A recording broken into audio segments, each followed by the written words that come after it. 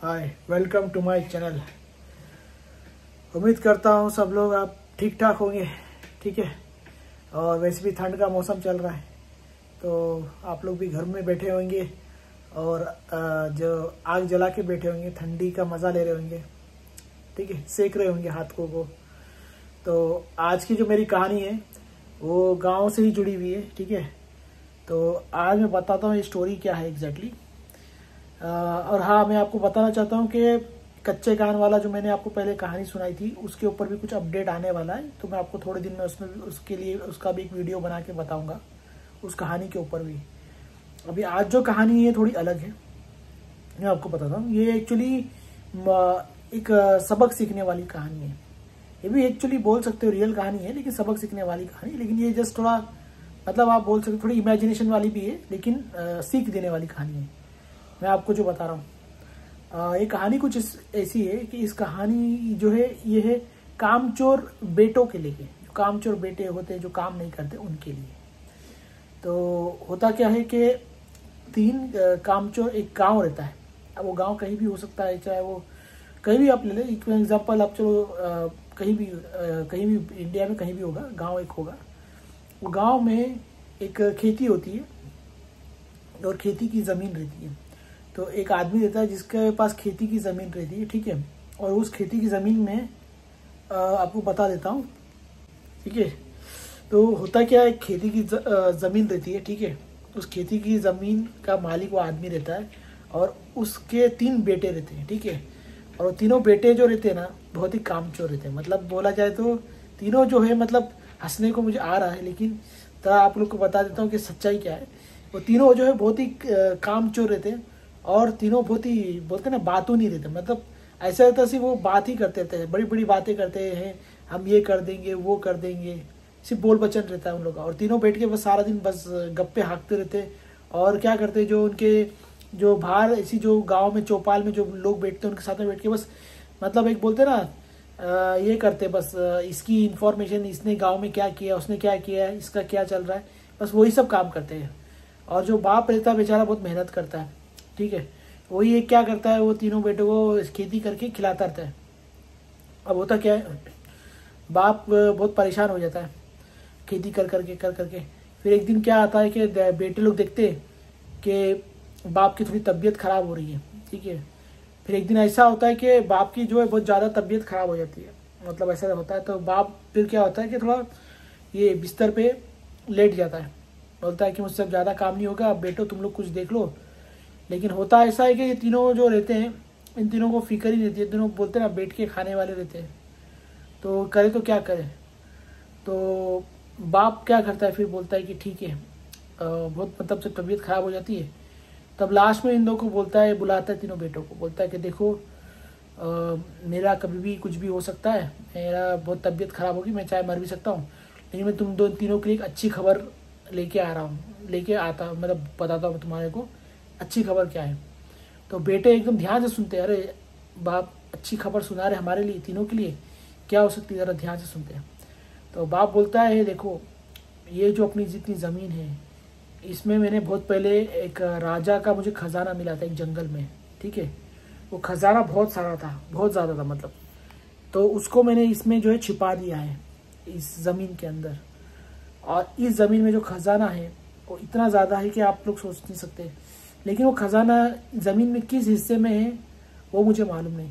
उसके लिए तुमको एक काम करना होगा, मेरी ज़मीन को खोदना होगा, और जितना तुम खोद सकते खोद लो। अगर तुम लोग को तीनों को खजाना मिल जाता है तो बहुत अच्छी बात होगी है कि मैं मरने से पहले तुम तीनों को अमीर बनते देखना चाहता हूँ, एक पैसे वाला, और तुम लोग की ज़िंदगी अच्छी सेट हो जाए। तो बोलते तीनों बेटे जोश में आते। ठीक है, वो सारा बात छोड़ के, जो जितना चौपाल में बैठते सब छोड़ के फावड़ा लेते हैं, खेत खोद डालते हैं। तीनों बेटे मिलके दे धनादन मतलब बोलते हैं ना, खेत पूरा खोद डालते हैं, पूरा खेत में पूरा खड्डा कर देते हैं, लेकिन बहुत गहराई करते हैं। फिर वो बाप को बोलते हैं, अरे हम पिताजी हमको तो खजाना नहीं मिला। पिताजी बोलते थोड़ा और खोदो, थोड़ा और मेहनत करो, मिल जाएगा। वो लोग थोड़ी और खोद लेते, ज़्यादा डबल टिबल खोदते, नहीं मिलता। तो फिर पिताजी के पास आते, पिताजी बोलता है एक काम करो, उसके ऊपर। अभी तुम लोग ने खड्डा तो खोद ही दिए हो, ठीक है, तो खजाना मिलेगा, लेकिन उसके लिए एक काम करना होगा तुमको। मेरे पास कुछ फसल है, उसके बीज है, वो डाल दो, और वो डालने के बाद उसमें थोड़ा पानी डालते रहो, पानी, तो उससे क्या होगा, ज़मीन की मिट्टी और नरम हो जाएगी, तो खजाना ऊपर आ जाएगा। वो बेटे लोग सोचते हैं, ये भी बात सही है, और वही करते हैं, जाते हैं मिट्टी में डालते हैं, और मिट्टी में पानी डालते हैं और बीज डाल देते हैं, ठीक है, और देखते हैं कि शायद कुछ हो जाएगा। होता रहता है, थोड़े दिन होते बीत जाते हैं, फिर वो पिताजी के पास आते हैं कि अरे पिताजी, खजाना तो नहीं है, क्या कैसे आएगा, खजाना किधर है, ज़रूर बताओ पिताजी। तो पिताजी बोलता है खजाना आ गया है। वो लोग बोलते हैं कैसे, सच में आ गया है खजाना? पिताजी बोलते हैं आप एक काम करो, तुम तीनों मेरे साथ में आओ। वो बोलते हैं ठीक है। कुछ दिनों, क्योंकि बहुत दिन हो जाते हैं इस बात को थोड़ा करके, तो जब पिताजी के साथ जाते तीनों, तो पिताजी दिखाते ये देखो, इन सब में देख रहे हो छोटे छोटे जो खेत जिन्होंने खोदा था, मतलब जिसमें पानी और बीज डाले थे, उसमें झाड़ उग गए थे, बहुत सारे फसल बोल सकते हैं, छोटी छोटी फसलें उग गई थी। पिताजी दिखाते ये देखो, ये ही खजाना तुम्हारा, ये फसलें उगी है, और जो ये बड़ी हो जाएगी तुम इसे काट के खाओगे और तुम्हारे पास पैसा आ जाएगा, यही खजाना है। तो वो लोग बोलते हैं बेटे लोग, ये कैसा हो खजाना हो गया?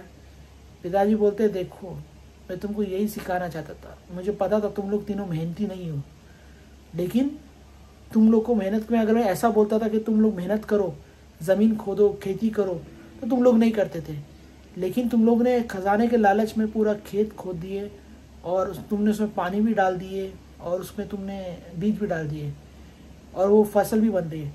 तो इससे क्या साबित होता है? ये साबित ये होता है कि जो खजाना है ज़िंदगी में, वो मेहनत और हार्ड वर्किंग से मिलता है, ठीक है, और वही हकीकत है। कोई भी ऐसा नहीं होता है कि आपको गड़ा खजाना कहीं से कोई दे देगा या किसी राजा का मिल जाएगा, ऐसा नहीं होता। ये जो तुम लोग ने मेहनत की है, अब इसमें फसल उग रही है, अब तुम लोग उसमें थोड़ा हल चलाओ, थोड़ा और मेहनत करो, तो फसल बड़ी हो जाएगी, तो तुम लोग खाओगे, तुम्हारे पैसा आ जाएगा, और इसके लिए पैसे जो आएंगे, मेरी इलाज का भी मतलब बंदोबस्त हो जाएगा।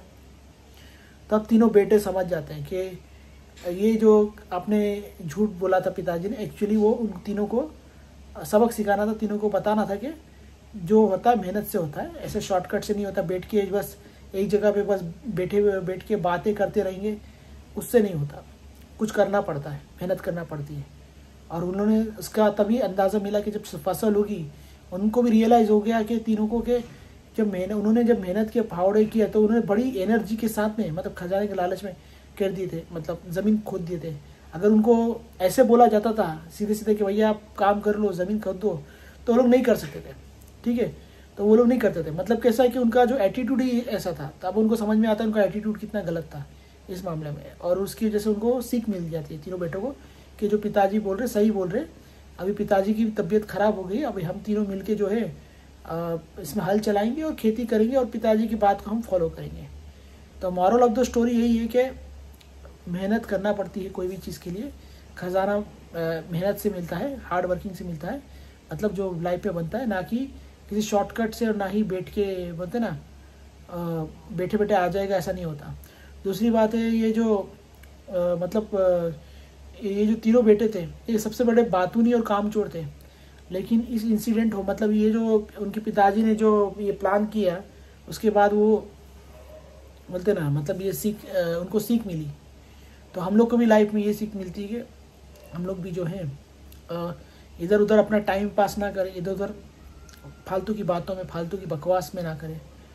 हम अपना उतना जो टाइम है, जो अभी हमारा टाइम है लाइफ में है बचा कुचा, उसको थोड़ा यूटिलाइज करें, मेहनत करें, ठीक है। और अनवांटेड मतलब जैसे बोलते ना टाइम पास करें, जैसे कोई मोबाइल पे टाइम पास कर रहे, वैसा ना करें। कहीं ना कहीं हमारा टाइम यूटिलाइज करें, कितना ना कुछ तो करें, जिसकी वजह से हमारे लाइफ में थोड़ा चेंजेस आएगा। और ऐसी बैठ के इसी टाइम जा रहा है, वो सब ना करें, टाइम वेस्ट ना करें। तो यही है the moral of the story, ठीक है, ठीक है। तो ये आप लोग को व्लॉग कैसा लगा आप लोग बताइएगा, और मेरा चैनल को लाइक, शेयर और सब्सक्राइब कीजिएगा, ठीक है, और मेरे वीडियो को भी शेयर कीजिएगा। और आप लोग कमेंट बॉक्स में बताइएगा कि आप लोग को कैसी कहानी सुनना है, किस तरह की कहानी सुनना है आप लोग को, ठीक है। क्योंकि मैं और भी कहानी लाऊंगा अगर आप लोग मुझे भेजेंगे। जैसे मेरे कुछ सब्सक्राइबर्स लोग ने मेरे कुछ स्टोरी भेजे थे तो मुझे इंटरेस्टिंग लगी थी, जिसको मैंने आप लोग को अपने इस चैनल पे बताया भी था। कुछ हॉरर स्टोरी भी थी, कुछ रियल स्टोरी भी थी, कुछ अलग टाइप की कहानियाँ भी थी, कुछ सीखने वाली कहानियाँ भी थी। और आप लोग को पता है जैसे कच्चे कान की कहानी भी चल रही है, वो भी इसका अपडेट बीच में आ रहा था। कच्चे कान यानी कि एक ऐसा आदमी जो किसी का खुद का दिमाग नहीं लगाता, दूसरे का सुनता है और काम करता है। वो भी उसकी भी कहानी चल रही है। उसका भी उसकी वाइफ के साथ थोड़ा प्रॉब्लम चल रहा है, तो उसकी भी कहानी की मैं अपडेट आप लोग को बीच बीच में ला के देता रहूँगा, ठीक है। तो इसी तरह हम लोग एंड करते हैं हम ये व्लॉग को, ये सॉरी कहानी को, और मिलते हैं अगली कहानी में। तब तक के लिए थैंक्स फॉर वॉचिंग।